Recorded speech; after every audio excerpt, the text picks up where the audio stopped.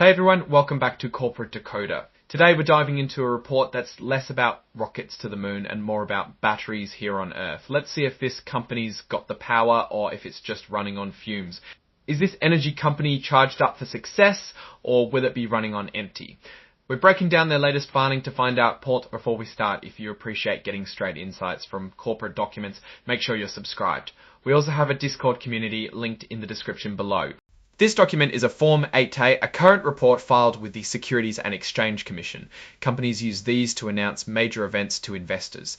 The date on the report shows us that the earliest event happened on May 15, 2025. So this is pretty fresh news.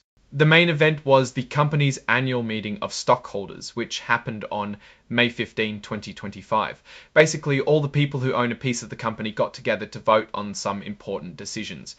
It's like a school election, but with way more money involved. First up, they voted on who gets to be on the board of directors, the people who make the big decisions for the company. Alex Dimitrieff, Joe Mastrangelo, and Joseph Negro were all elected. It looks like a good chunk of votes were withheld, meaning a large number of shareholders weren't fully on board with Alex Dimitrieff.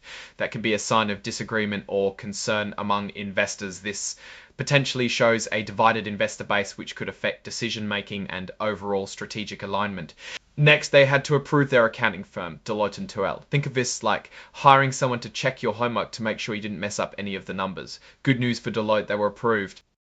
Then comes the fun part, at least for the executives, where the shareholders voted on executive pay. They approved the current compensation for the top dogs, but it was just advisory. It's like giving your boss a thumbs up on their paycheck, but they can ignore you if they want to. However, it's important to note that a good amount of shares voted against, which potentially means investors were not happy with the current executive compensation.